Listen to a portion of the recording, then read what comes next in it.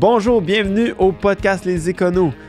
EBITDA, BAIA, EBIT, BAI, vous avez déjà entendu ça, mais vous n'avez aucune idée qu'est-ce que ça veut dire? Restez avec nous après l'intro, je vous explique ça. On passe ça.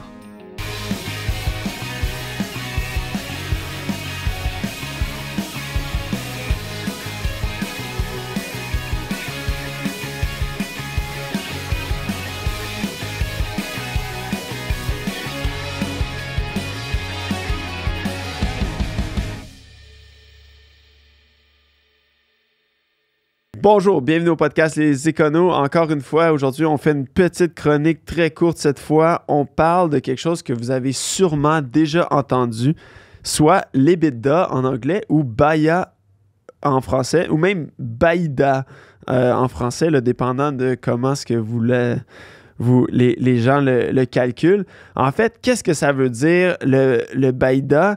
C'est le bénéfice avant impôt, intérêt, dépréciation et amortissement. On va me dire, OK, mais encore. En fait, qu'est-ce que c'est?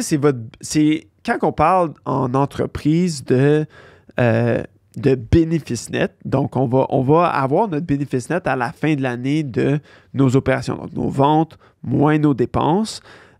Mais parmi ces dépenses-là, qui sont déductibles contre le revenu brut, il va y avoir les dépenses d'intérêt, d'impôt, de dépréciation et d'amortissement.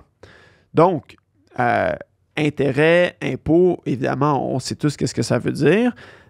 Dépréciation, ça va être en lien avec peut-être si on a des actifs qu'on va choisir au niveau comptable, à travers une politique comptable, de déprécier, de dire qu'ils n'ont plus la même valeur. Par exemple, si j'ai de la machinerie, des stocks qui ont plus la valeur qu'on les a achetés. Fait que peut-être qu'on a acheté de l'inventaire, ça on le voit surtout dans le domaine de la mode, ou dans le domaine, par exemple, si vous achetez des skis, de dire c'est l'inventaire de l'année passée. Donc, évidemment, il va falloir qu'on prenne une dépréciation parce qu'on ne pourra pas les vendre au même prix qu'on les a payés. Donc, ils vont sûrement avoir une valeur plus basse. Ça, c'est de la dépréciation. De l'amortissement, souvent, on va le voir avec tout ce qui est matériel, équipement. On achète un ordinateur, mais on va l'amortir son coût sur plusieurs années. OK, parfait. Là, on a compris c'est quoi toutes ces dépenses-là, mais encore une fois, pourquoi est-ce qu'on en parle? C'est parce que c'est tout l'intérêt, l'impôt, l'amortissement, la dépréciation, c'est tous des trucs qui vont venir influencer notre bénéfice net, alors que le BAIA nous permet d'évaluer sur une base égale toutes les capacités d'une opération à générer du bénéfice net. Donc, on vient enlever l'impôt parce que ce n'est pas toutes les sociétés qui jouent sur un terrain égal. Certaines industries vont avoir des subventions. Certaines juridictions vont avoir des taux d'imposition plus bas. Donc, afin de un peu équilibrer le terrain, on vient enlever l'impôt. Peut-être qu'on avait des pertes par le passé. Peut-être qu'on a des provisions fiscales là, que certaines opérations ne peuvent pas avoir. Fait qu'on les retire. Même chose avec l'intérêt. On vient retirer l'intérêt parce que si on a financé nos opérations avec des bénéfices passés, de la dette ou des avoirs des propriétaires, on n'aura pas cette charge d'intérêt-là. Donc, on vient influencer un peu le bénéfice net selon le passé ou la façon de financer notre politique de financement là, de l'entreprise. Même chose dépréciation ou même chose amortissement.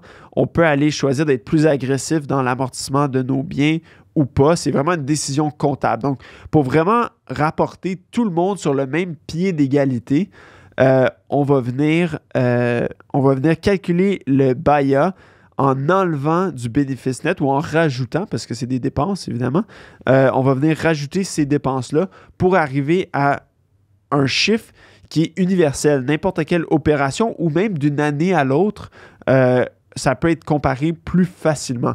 Donc, c'est pour ça que souvent, quand on va avoir un prêt ou on va faire une évaluation d'entreprise, on va regarder le BAIA. J'ai parlé en début de chronique aussi de l'EBIT ou du bailli. En fait, c'est le même principe, sauf que le bailli n'enlève pas la dépréciation puis l'amortissement. Parce que peut-être que l'amortissement d'équipement fait partie des opérations puis que c'est pas nécessairement ça n'a pas autant d'influence. Il y a moins de jeux, moins de décisions qui est prise. Là, c'est moins, comment dire,